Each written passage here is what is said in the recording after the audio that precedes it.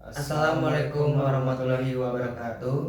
Perkenalkan, nama saya Andrea Teosa Azibua. Nama saya Pata Christopher Andreas Mapaung. Kami akan menjelaskan proyek tugas akhir kami dengan judul Rancang Bangun Berbasis Solar Tracker Manual dan Otomatis menggunakan Android berbasis IoT. Dan tugas akhir kami ini didasari dari pergerakan matahari yang selalu bergerak dari timur ke barat dan pergerakan panel surya yang diinstalasi secara statis. Maka dari itu, untuk mendapatkan arus atau daya yang maksimal dari panel surya, kita harus melakukan tracking otomatis maupun manual untuk mendapatkan keluaran output dari panel surya secara semaksimal mungkin. Untuk alat dan bahan yang digunakan dalam rancang bangun dual axis solar tracker manual dan otomatis ini adalah yang pertama dari sensor LDR. Sensor LDR ini terdapat 4 buah, yaitu bottom right, bottom left, down right, dan down left. Dan ini untuk atas dan bawah. Dan di sini terdapat komponen yaitu sensor LDR sendiri, dan yang kedua adalah resistor dengan resistansi yaitu 10k ohm. Dan selanjutnya di sini ada panel surya sebagai objek utama dalam sistem tracking ini dengan pendapatan untuk dayanya yaitu 20 watt dan untuk maksimal tegangannya yaitu 18 volt dan untuk arusnya adalah 1,2 ampere. Di sini ada juga motor servo dengan torsi maksimal 20 kg. Dan di dalam sini di bawah bisa dilihat untuk komponen-komponen yang digunakan dalam sistem solar tracking ini. Yang pertama masuk ke dalam SCC, Solar Charge Controller, yang merupakan komponen yang digunakan sebagai pemutus hubungan atau pengatur tegangan yang masuk pada panel surya, pada aki dan juga pada beban. Kemudian di sini terdapat DC buck step down DC to DC yang digunakan untuk menurunkan tegangan beban yaitu 12 volt menuju 5 volt untuk ke komponen ESP8266, MOSFET dan juga ADS115. Dan selanjutnya di sini terdapat beberapa terminal blok yang dihubungkan secara seri. Kemudian dari ESP8266 merupakan mikrokontroler utama yang terhubung pada beberapa komponen secara digital maupun analog. Kemudian di sini ada AD115 merupakan konversi dari digital menuju analog. Nah, dari AD115 ini merupakan inputan dari sensor LDR 4 buah yang masuk ke dalam ESP8266. Kemudian di sini juga terdapat pin servo.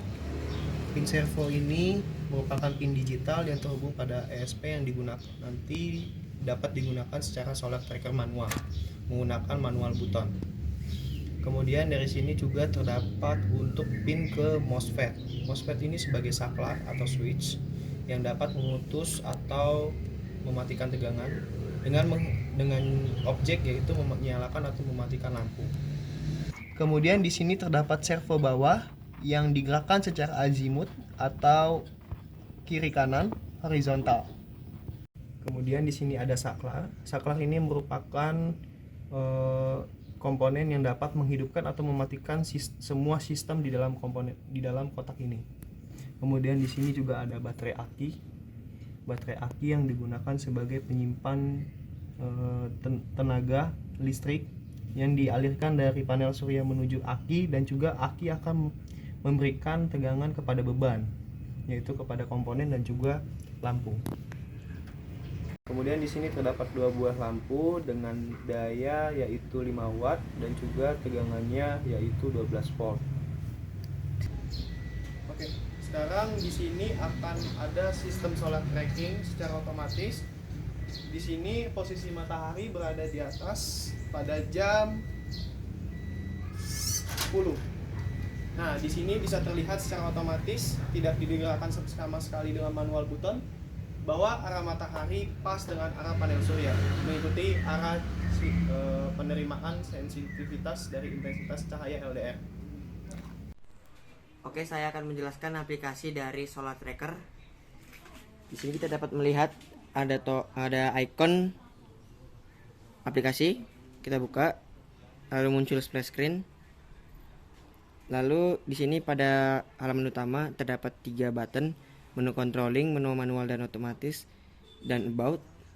Untuk menu controlling itu terdapat parameter sensor LDR, ada 4 buah secara real time, pergerakan secara potensiometer pada servo 1 dan 2, pengontrolan lampu untuk button on dan off.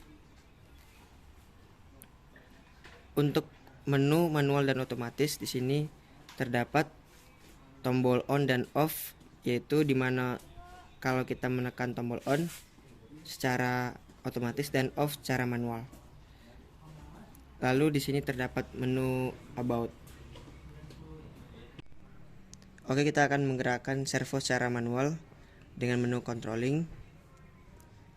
Lalu untuk servo elevasi kita beri 30 derajat.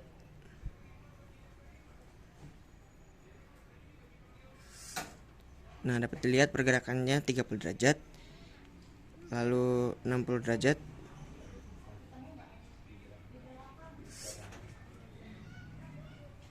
90 derajat.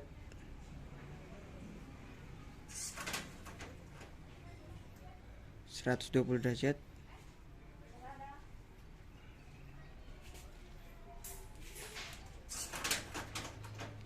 Lalu 150 derajat.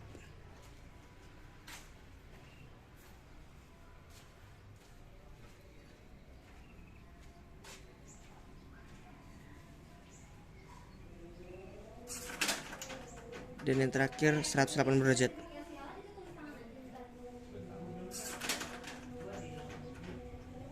Untuk servo azimut 30 derajat.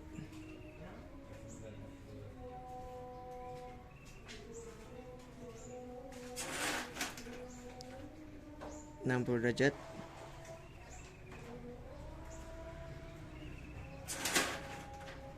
90 derajat.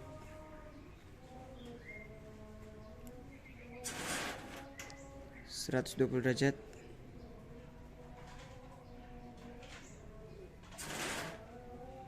150 derajat.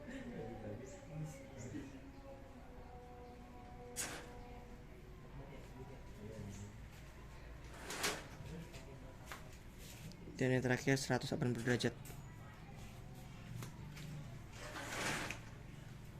Tambah 150.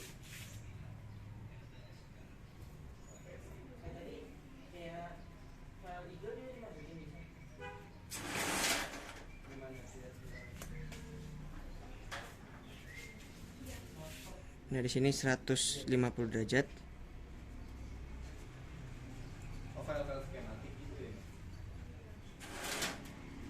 Lalu 180 derajat. Nah, di sini kita dapat melihat ada lampu satu. Kita hidupkan tombol on.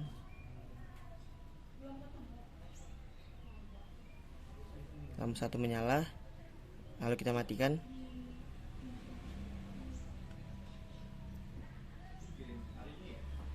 Untuk lampu 2 kita hidupkan. Lalu kita matikan.